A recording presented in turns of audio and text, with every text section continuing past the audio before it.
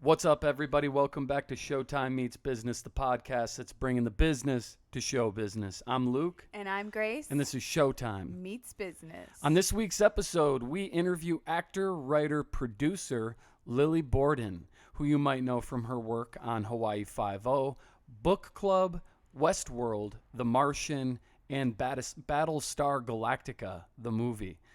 She has more than 60 credits on IMDb and has been working in show business for nearly 20 years. Today, she sits down with us to discuss her methods of staying in the game, taking necessary risks, and how to handle the in-between time between projects. Welcome, Lili. Thank you for having me. Welcome. We're happy to have you.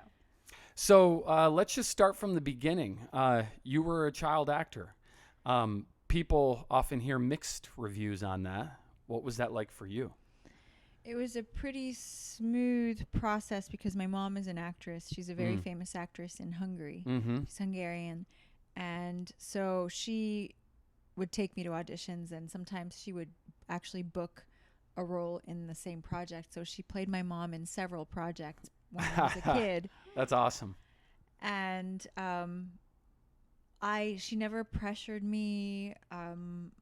My dad never spoke for or against it, and I just it was like the violin with me. I wasn't that into it until I would say after college is when I fully committed to being an actor, and that was when I got my first my first Hungarian movie role that kind of fell into my lap. Okay. It was an offer, and that was that was a long time ago, like 15 years ago. Wow.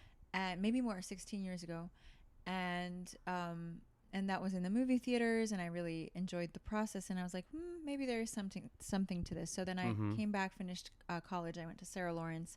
I studied everything. I studied theater, literature, philosophy. I couldn't commit to one study or discipline, and then I went back to Hungary. I spent the first, I would say, I had done Law and Order and a feature and a couple of other projects. But then when I went to Hungary, I fully went into it and was like a full-time actor because there's so many productions in Hungary and they're always looking for local hires. Wow. And at the time, I'm talking like 2004 on, there were very few actors who spoke English fluently and without an accent. And I'm great at accents. So I brought, if they were like, okay, well, we want Eastern European after all, or we want British, then I would do that, or French or whatever. So I was this sort of wild card in Hungary where they knew they could rely on me because I knew the quality of work and I had done some professional work. And so it was like this sort of no-brainer for productions to hire me. But after a certain number of roles, I was like, okay, great. I built up my resume. I can now, take this and go anywhere I really want and just see if it helps. And I came to LA. I had grown up in New York. I had started my career in New York a few years before, so I figured, let's try LA. Okay. So would you say being a child actor helped your career? I would say that growing up around it, having a mother as an actress, having someone who's a wonderful woman, by the way. We've had a chance to meet her. She's totally magnificent. She loves you guys. And when you get a chance to meet her, of course you're famous. Yeah, she's a star. Yeah, she's a star. She's a legend. And she's still on stage couple nights a week. She's part of a repertory theater company, and she's won major awards. And she's an inspiration to me, and she always has been. Right at that big national theater in Budapest, yeah? Yeah. It was beautiful theater when we went there and had the chance to see that. I wish we could have seen a show, but we'll have to go back next time. Yeah. Yeah. So formal training. Where did you get yours? Did you train with anybody in particular? If so, where and who? My mom, again, I have her to thank for this. She introduced me to her teacher, who was Saunders Seacat, who had studied at the Actors Studio with some of the great teachers there, and her classmates were some of the most famous. She had coached Jessica Lange. Oh, wow. A lot of her actors and people she worked with had won Oscars, including Jessica Lange. so she was studying with her. She introduced me to her as a kid, and she said, Lily has something. You have to focus on her as an actor. And then, so my mom got me a manager and an agent, and that's when I started booking these commercials and a couple of short films. And then my mom and I would act together. We'd go to acting class together. That's awesome. And then when I was about 16, my manager said Lily needs like to coach before she goes on audition. So my mother took me to Susan Batson, who has the Black Nexus Studios in Manhattan. So that's where that's where I would say I delved into the craft of acting. Mm-hmm. And actually that's how I met Grace, because years later when I would move to Los Angeles, she had opened a branch of Black Nexus here, and I was acting and teaching there. Oh, wow. Teaching only for, like, I would say a couple months. Okay.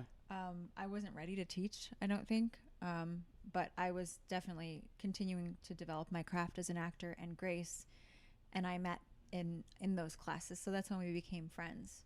That's fantastic. Yeah. Wow, I didn't know that. Yeah, we were in the same class. And then after that, I studied some theater at Sarah Lawrence, but I was really into writing, creative writing. And you introduced me as a writer. I wouldn't say I'm a screenwriter. I love to work with other people on their projects. And as an actor, I love working like the way I work today on the project I'm working on now is we're workshopping the script. Sure. So I love the integrative storytelling process. So whether you're an actor, producer, director, writer, all working together to come up with the most organic dialogue, something that sits well with everybody, and so yeah. So well, when you get into this industry as deep as you have, you inevitably end up wearing a few hats and having a few different titles on IMDb with, a few credits there. So that's right. I do have writing credits. I mean, I have written stuff before, but right now I'm focusing on directing, producing, and acting. Okay. Fantastic. Last year, you shot a film called Book Club, starring Diane Keaton, Jane Fonda, and Marie Steenburgen. What was it like working on that film, and in particular with such seasoned actors? Did you learn anything in particular working with them? My scenes were with Craig T. Nelson and Mary Steenburgen, and I had to play their dance instructor, and I had to be super strict and on it. So I took a couple of dance classes, and I knew I had to just go into it full steam ahead, because if I showed any hesitation, they wouldn't believe me as the character of the dance teacher. So I wanted them to believe that I am an actual dance instructor, and I modeled it on my dance instructor, who is this beautiful Russian dancer. She dances competitively, and so very strict. Just there's no room for doubt at all. So I was very hard on them, and I was very like tough, and I felt they felt like they had someone there that knew what they were doing, and they did ask me if I'm an actual dance teacher at the end of it. So I was like, okay, good. I did what I came here to do. What did you tell him? No. I told him the truth. You were honest. You got to stay in character right there. Yes, I am. Get back out on the floor. No more questions. At that point, we had, everything was wrapped up. And Sure. So then I felt confident enough to just drop out of character and Nice, drop yeah. my accent, my thick Hungarian accent. Yeah. What is your approach for preparing for an audition? And then once you book a job, what's your approach taking that into a character? So very good questions. They're two very different things. I mean, not very different. They're all the same thing, and then at once they're all different. So but there is a difference. There is absolutely is. When you go in for an audition, you're trying to get the job. The goal is to get the job. Well, okay, so the goal is to make a good impression and look professional. Sure. When you have the role, I feel like the audition process is incredibly valuable, because you've had a chance to practice at home. You've had the stakes of wanting to book an audition. It's rare that a role just comes to you without having to audition. So I love that part of the process. But there is a pressure to it that I don't like. And so when I just get a role and someone offers me a role, it's incredible. It's an incredible relief to not have to approach it through that stress factor and to just develop it just creatively. But I also do love auditioning. I love the thrill of the chase. I love the game. I have had a talk recently with my manager about going in and having an attitude of, I'm the only one for this role, which I have a real resistance to, because I know that it's just a luck of the draw. And like, yes, you go prepared and you do your work, but there's so many factors. It's like Grace and I was taping Grace today for an audition. I was like, well, which one should I send? Which take? And we were going through why each one of them is good. And she was like, you know what? We don't freaking know. Yeah, we don't. What's going to get us the job. So you just send the one that you like. That's not the reason why we're doing it. We're doing it because we love exactly. process. And so I guess that's the key. You said it right there, is just staying in the love of the process and having fun. Because if you're having fun, then the audience is having fun. Well, and that approach of I'm the only one for this role can be a double-edged sword, right? I mean, on the one hand, it can be like you're bringing you to your peak confidence of like, I'm the man, like I'm the woman, right? I'm ready for this, and like nobody else has a chance, right? And then on the other hand, and the inevitable audition comes that you didn't get chosen for, and that can be a little frustrating for that level of like confidence or bravado that you may. I don't know if it's healthy. Yeah, right. To be dishonest with yourself, because the fact is your odds are very, very crappy. Because there's so many people going out for the same role. Yeah. So I had a teacher recently who told me Michelle Colt and yes, Robert Colt. Yeah. Colt. I took a course with them, and he was just like, "There's no rhyme and reason." It's like, so what happens? What did I do differently that I booked this role? And he's like, "You got lucky." And I was like, I was just like, wow, I've never heard anybody put it that way, and that takes so much pressure off. Off of the outcome, off of trying to control outcome versus process. Yeah. And, I've been reading a lot of Tim Ferriss books recently, and he talks about the law of diminishing returns in his books, and he uses the 80-20 factor, right? Which is the 80-20 factor is basically to say, let's say you are an entrepreneur, 20% or 80% of your income is going to inevitably come from 20% of your work. And so the key is to figure out what 20% is yielding you your 80% output, right? Because once you get beyond that, you can work another 80%, but you're only going to get 20% more return. So I've been approaching my auditions in a way of like, I know that we've all sat and had that audition, and you do the take 10 or 20 or 30 times, right?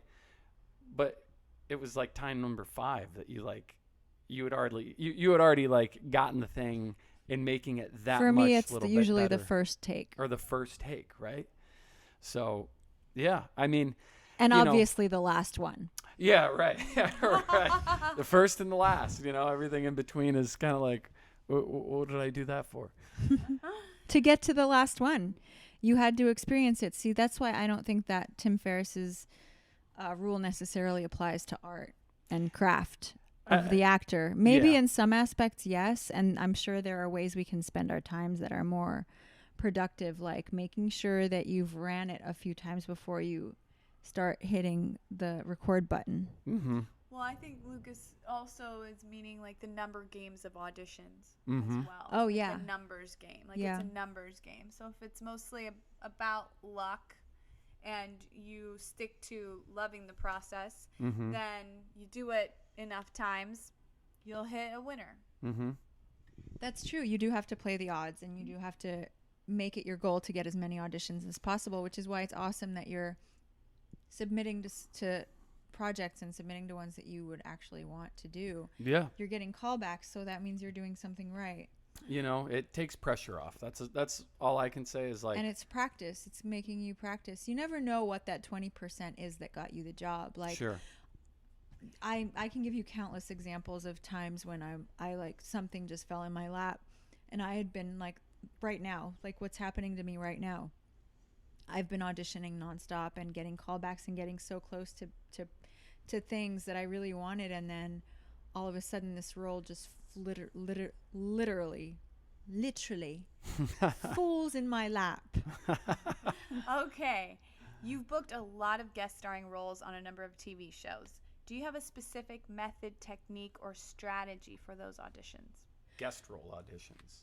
Specifically for guest starring role. Mm-hmm. So be bold and be amazing. You might have noticed, like, you're watching a show and the lead characters have their own storylines, the A storyline, and then there's the B and the C and whatever, all these different storylines.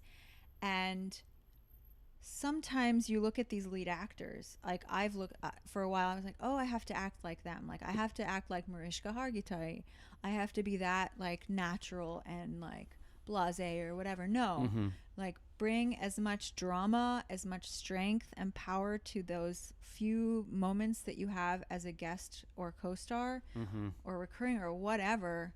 Maybe recurring you can ease it off, but you really have to put your foot to the pedal, like, and just step on the gas all the way, like pedal to the metal with guest starring roles. Like I remember when I went in for Westworld, I just like the second take we did it.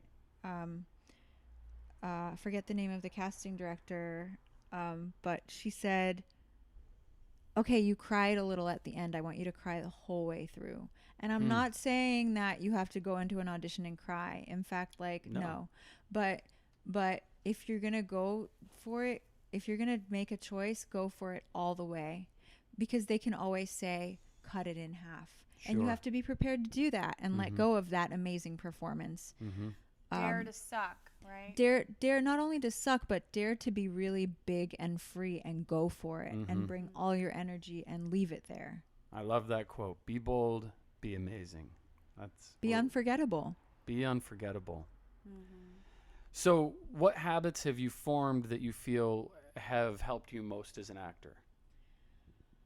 I don't know. I don't have any like specific rules. I think I've been lucky and I've been open to that, and I've been following signs and symbols and going with my instinct and intuition. And somewhere I always feel like I've had times when I haven't booked for months and I want to give up and just get a 9-to-5 or something. And then I'll be like, no, because there's something that you have. There's something that you have that is in you and it's strong and it needs to be heard and seen. And you don't necessarily need to know that yet. Part of that, like, I think, you know, I read and I went to Sarah Lawrence and I think I'm a pretty smart person. I don't think I'm necessarily like, you know, a genius or anything, but I feel like I have something that nobody else has, and just same as you do and Grace does, and all of us have a special flavor and a special voice. And so I don't know what mine is. I just hope that I meet directors and continue to meet directors and people who see something in me, because I can't see it. I don't understand why people cast me.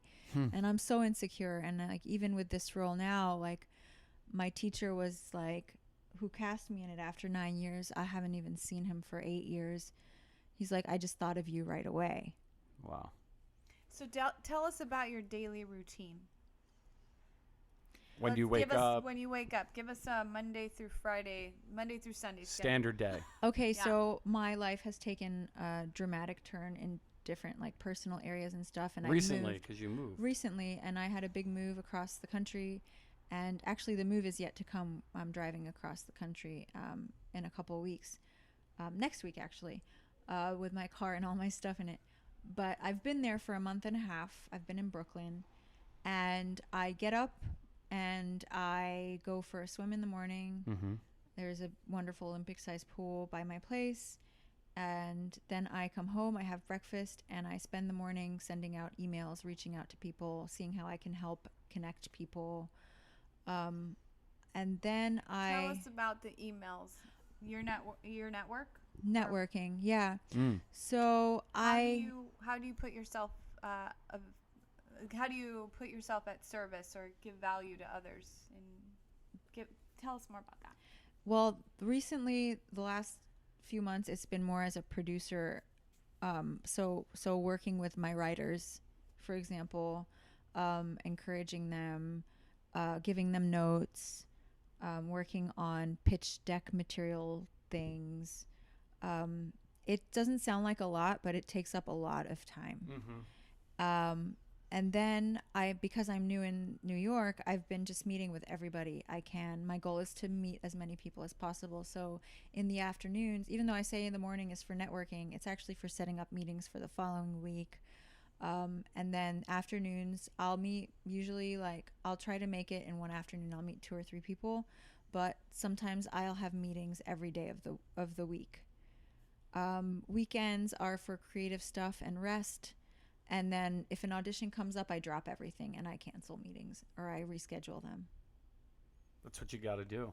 And as soon as I get my sides, I read it. Doesn't matter what I'm doing. I drop whatever I'm doing because I know that as soon as I read it, it starts working inside of me and I can just put it aside. And the lines, for me, time is everything for learning lines. It's just, I need to sleep on it.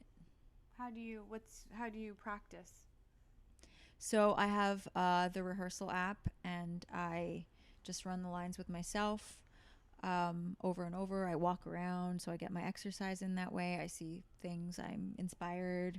The muses go to work, and I see vignettes. I see things in front of me happening that relate somehow to what I'm working on. I stay aware of that. Sometimes I get distracted. I have to remind myself to come back to it. Or sometimes I get too obsessed with the lines and then I have to have a beer and just say, stop stressing. Yeah.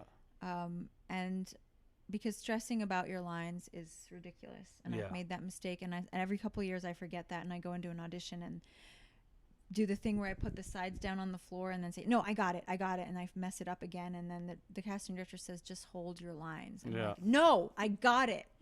And there's no way you're getting that job. Yeah. We were just talking to Larry Cedar about that. He was saying the same thing. He's like, I you memorized these lines. I practiced them 300 times. He counted it. And then I got in and 2 words in, I forgot the whole thing.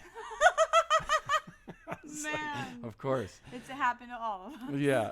So how many hours a day would you say that on average you spend on your craft? 1, 2, it's a little more sporadic. It's some not like days a more, daily some thing. days It's less. like a weekly thing. Usually I get a couple of auditions a week. On a good week I get 2 or 3. Mm-hmm. But I know that some people get 3 a day. Yeah. I've had months like that, weeks like that, where it's I get a couple of auditions a day, and I get exhausted pretty quickly. Yeah. From doing that, I get burned out. So Yeah. I actually prefer to have fewer auditions and have more time to prepare for them. Yeah. Do you work mostly theatrically or commercially? I would say theatrically. Commercially, I have an amazing agent that I just let him know that I'm crossing the country and that I probably won't be working with him anymore. But I haven't had as much luck commercially as I have theatrically. It's just somehow. Some people have personalities, or maybe sometimes it's even just a look or a voice that lends itself more to one or the other. Yeah. And as far as the networking, let's say networking to meet new people, what's your approach? Do you look up meetups or film? You add yourself to groups, or how do you? Specific events that you attend every year, anything like that? So right now in New York, it's really about just meeting everybody and seeing who is in the industry. And I'm surprised by how many people either know someone who is in the film or TV industry. Here in LA, everyone is in the film and TV industry. And it's a bit of you're just it's like, so when you see so much, there's so much options that I get overwhelmed, and I just don't like. I didn't meet with people in LA. I would just try to hang out with my friends. I didn't really network in LA. It's new to me to network, and I was forced to do it in New York just because there's not, when you go in to a restaurant or grocery store, it's not like everyone is in the industry. Yeah. So you have to seek them out. So I'll take meetings with people who know people in the industry. Sure.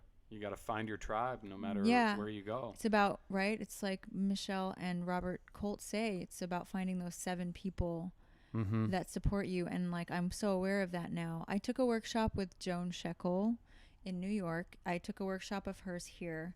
She teaches something called The Technique, which is a technique for developing story, I would say. I don't know how she defines it exactly, but it's a series of labs, and I took one in New York. I took it a couple weekends ago. It's a very intensive lab. It's called the Action Lab, and the people in the class are, I mean, the top producers in the TV industry. And in New York, it's even crazier because it's like even more of a small community. So the people who show up to these classes are the actors, writers, producers, cinematographers that show up. And I have yet to do this, but I'm going to write an email thanking everybody for their work, because we connected on such a deep level and we learned so much. We went deep right away, because Joan Shekel will have you do that. And I want to make sure everybody knows that I'm there for them, and with anything they need creatively, if they need to workshop a story, or if they want an actor to do a table read, I want them to know that I'm game. And I used to have shame about that, because I didn't want to seem like I was self-promoting. But there's no shame about reaching out and saying, I really loved working with you, playing with you, crafting with you, and I would love to continue that. And I'm available. And I'm available. And I'm here. Exactly. So on that note, is kind of a good segue into marketing. Do you have any kind of specific approach toward marketing, or is there anything that you have actively decided, this is how I want to try and market myself? Anything in regard to that? I just noticed a pattern over the decade that I've been in like full time I would say a decade and a half that I've been full time in the industry. And that is that people hire me for certain types of roles. What roles do you find you get called in and asked to do again and again? There's always an element of some kind of past trauma. So that lends itself to dramatic roles. But even in my comedic roles, there is some sort of like, what's wrong with this person? Like in book club, or like mysterious, something that's hidden, which I find interesting in other actors. So if people see that in me, cool. Yeah. As far as downtime between your moments and the moments in between projects, do you have anything that you do to keep your mind fresh, to keep busy, so that you stop yourself from going down the spiral of like, when's the next job gonna come? I think that's why I started working with writers and directors and just other filmmakers to bring teams to projects and to bring people together to work on projects. My feature that I acted in called Curtiz. It's a black and white biopic, full-length feature film about the making of Casablanca, biopic about director Michael Curtiz. He directed Casablanca and, of course, won the Oscar for it in, I believe, 1935 or 1936. And and he's a fascinating human. And when I got the script, I thought, oh, this is an amazing story. I want to bring more producers to this. So I showed it to all my friends, basically like you show and tell, like, look at this cool new toy, like, look at this amazing thing that just fell into my lap. Looks like I have a role in it, and I definitely want to bring money or talent or something else to it. So I tried to bring both. I ended up bringing a lot of talent to it. Two other producers, an executive producer, a co-producer, a co-writer, and I made friends with one of the writers. So there's 3 writers on the project. The writer, I would say, that was on it from the beginning as the full writer. But next to the director was Zsuzsanna Bach. Wow, Zsuzsanna that's Bach. a mouthful right there. Yeah. But you should see the spelling.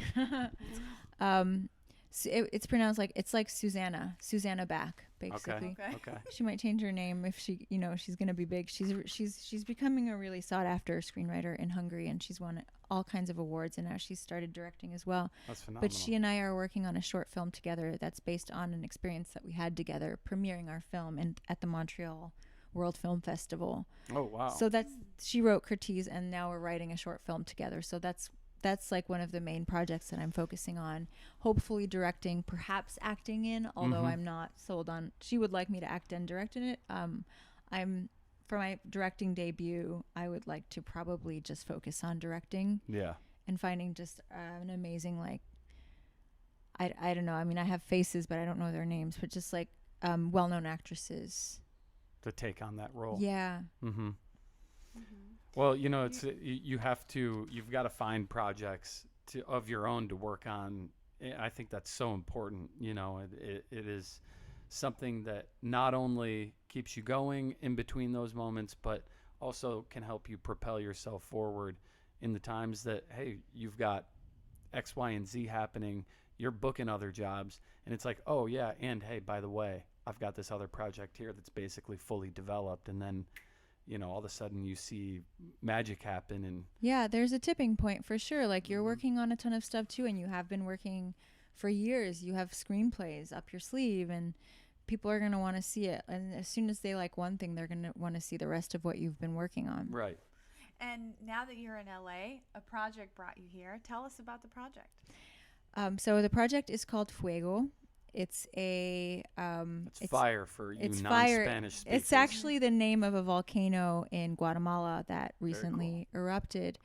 And it takes place in Guatemala, which is a very important border country, bordering Mexico, of course. And we're dealing with the immigrant influx right now. And so it deals with the immigrant crisis. Wow. And as it goes up north through Guatemala, Honduras, Guatemala. Wow. And I play a reporter called Jessica, and my character is there just to report and take pictures, and she's challenges this man called TC, who is a native Venezuelan Guatemalan. He opens a hospital, and she really challenges him and says, "Where are you getting your money?" And she suspects foul play and some sort of manipulation of the system, or taking advantage of the poverty of these people for gain. And like, I suspect pharmaceutical companies at play, and NGOs that are stealing money. And she just goes in as a real contrarian, and she becomes a believer, perhaps, but she never really steps out of that role of just trying to get in there and taking pictures. And then it touches on El Salvador, touches on Venezuela, it touches on all the things going on in Central America. And it's cool because my first experience with Central America was your guys' wedding. Yeah. 3 years ago, Yeah. almost exactly 3 years ago. Yeah. So, and my cousin actually came from Guatemala. He was staying down there and doing some work down there. Yeah. wow, I would love to talk to him. Yeah, absolutely. We can definitely connect that, because you guys are going to be filming down there. We're filming in Guatemala awesome. City and Antigua. Wow. Beautiful. That's going to be really cool. What a And great yeah, experience. and so the way that came is I did a play with John Markland at the Moth Theater in LA, East LA, 10 years ago.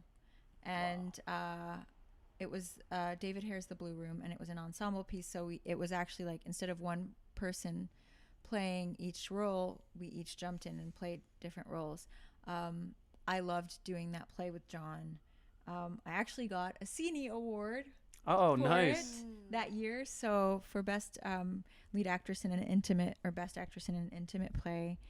And I loved the way that John works because he deals with the things we were talking about, like the muses and seeing things in front of you that reflect like art imitating life and life imitating art. And being in that process is so magical, and that's the way we're workshopping this now. So I came back to LA to workshop the script. Then I'm heading back across the country, and then flying to Guatemala at the end of the month for 2 weeks to shoot Fuego.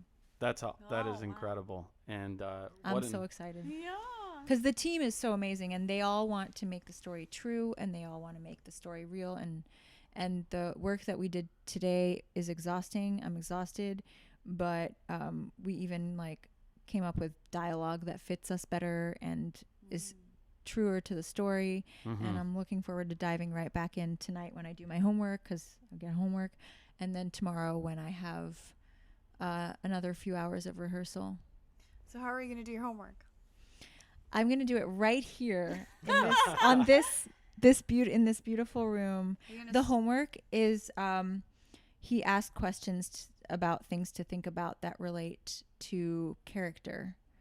One of them is, so in the first scene, she gets off a phone call before she meets the lead character, TC.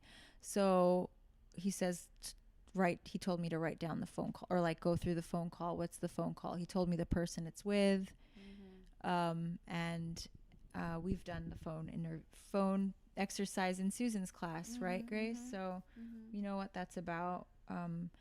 And then I forget what else. I have it written in my notes, but just a few things. He's like, when in your life have you felt this? When in your life have you felt like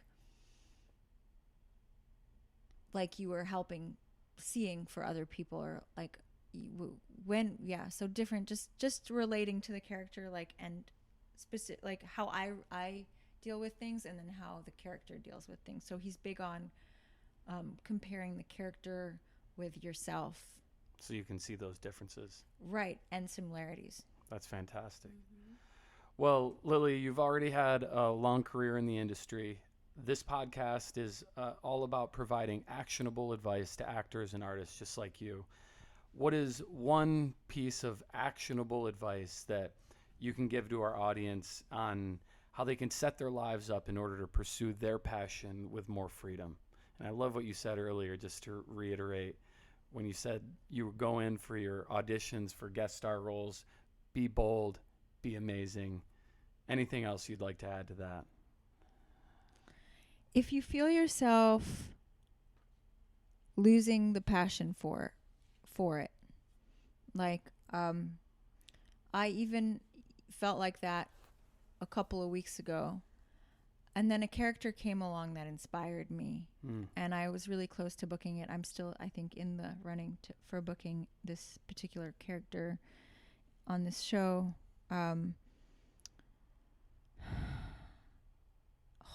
Hang on, like, just wait for it. It's coming. But also know when you need to take a break. So if you're like, one of the best things my teacher ever did for me, my teacher Sarah Mornell, when I first started studying with her, when I first moved to LA, I came and signed with an agent, and he had told me get into class right away, and I didn't listen. I didn't go and get into class. And I should be doing that in New York, and I haven't yet, but I will. But get into class right away. That's what I did. My teacher told me right away, she said, you're not auditioning for the next month, which was crazy because I had just moved here and I was auditioning nonstop because I was new in town and people wanted to meet me. And I feel like I screwed up a couple of auditions just from being new and being green and in LA and to the TV world, and things were really easy and hungry. So just the approach and everything. And I should have been in acting class with working like, try to surround yourself with as many people who are working steadily in the industry.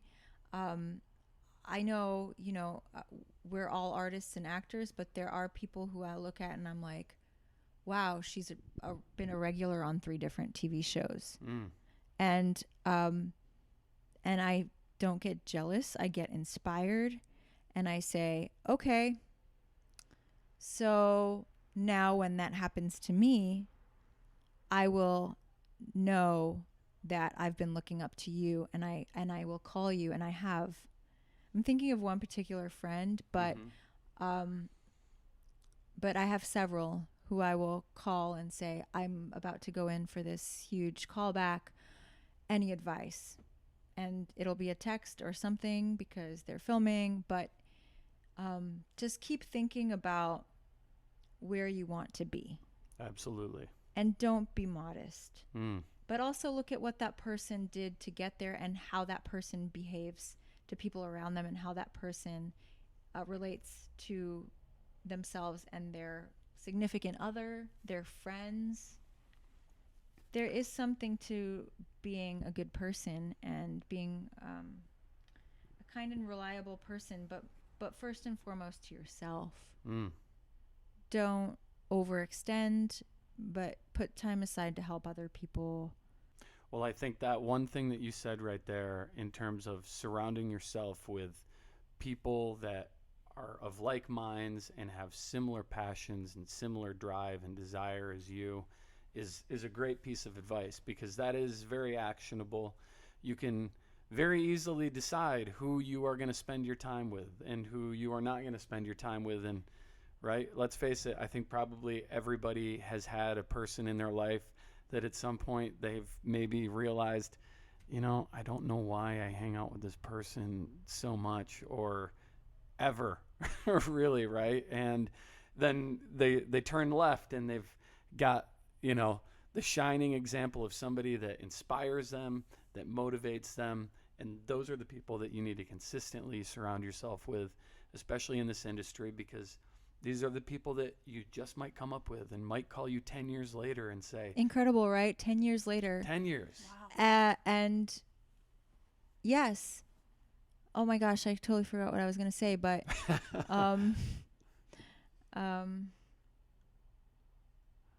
it was important. Maybe it'll come back. Well, to me. while you're thinking of that, I'll just say one last thing, because you said one other thing too, which was stay focused on where you want to be and where you want to go. Right? Because Tony Robbins, I've read multiple of his books, and he's got this great analogy that he uses of driving a race car, right? And when you're driving these race cars around the track at, 180, 200 miles an hour, if you look at that wall that is, 12, 15 feet right next to you, and you take one of these curves and you're staring at that wall, you're going to end up in the wall. He's like, so you have to take your eye off the wall and keep your eye on the place that you want to be. He's like, that's the only way that you survive those curves at 180 miles an hour. And along those lines, exactly. And now I just remembered what I was going to say. And it's that no matter where you are in your career, in your life, it can change instantly. And that's why you keep your eye on that, because then you recognize it when it comes, when you've hit your markers, and you are going to hit your markers, and you can't say, oh, that's not enough. You have to say, oh, great, on to the next one. And it can change in a day. You can book something that can change your life. And you have to really, really, one thing I never maybe did enough is give myself like a pat on the back and be like, okay, this is a step in the right direction. And look at where I was 2 days ago. I hadn't booked work in 6 months because I was going through personal stuff. I wasn't really available emotionally for anything other than healing. And then I was doing auditions, and I was like, oh, they're okay, but they're not. I'm like not as passionate about this right now. I'm more excited about other things. But you never know when you're going to get the call. And that's why I'm saying it's like the 20 to 80 thing, maybe just, I think a lot of the laws of physics don't apply to what we do. Doing the same thing and expecting different results is the definition of insanity normally. But in acting, it's not. Because if you're doing what you're doing, you're not successful. Okay, so I went into this audition. I did amazing. I'm not hearing back. what can I do to change? Well, maybe the one thing you can do to book next time is not change a fucking thing. Just keep doing what you're doing. Keep doing what brings you joy. Like, never ever think about, how can I make this scene better for someone else? How can I make this scene amazing for me? How can I feel the best in this scene? And then if someone says, well, okay, now try that, that means you're already in the room and you're one step ahead, which means you got to that point where someone can give you instructions, and then you take the instructions. You never say no because this feels good. But until you get to that point where you're in the room with the producer and the director, do whatever the heck you want, and don't hold back, and be bold and be unforgettable, and then let them shape you. Let the team, let the other people do their job. Let the other people do their job, and be prepared to change what you're doing, but don't look back and say, oh my God, yesterday I was just like ready to like give up and move to a hippie commune in the forest and bury my head in the ground. And there's nothing wrong with doing that for a while. Well, thank you very much for all this insightful advice. I know that a lot of this conversation is going to resonate with other actors and artists out there, and surely there's going to be people that are going to be able to take away the valuable jewels and gems that have come out of this conversation. So thank you for joining us here on Showtime Meets Business. Is there anywhere that people can find you, social media, Instagram, anything like that you want to throw out? Yeah, so all my social media is on my website, lilibordan.net. So LILIBORDAN.net. Right there you'll find my Instagram, my Twitter, my Facebook, I added my email address recently, so if you have any questions, you're welcome to email me as well. Perfect. Great. All right. And of course, you can always reach us at showtimemeetsbusiness@gmail.com and Showtime Meets Business on Instagram. If you ever want to send us questions, comments, we will be sure to get those out to our guests and answer those. Thank you for tuning in, and we'll see you next time, or you'll hear us on Showtime Meets Business. I'm Luke. And I'm Grace. And this is Showtime Meets Business.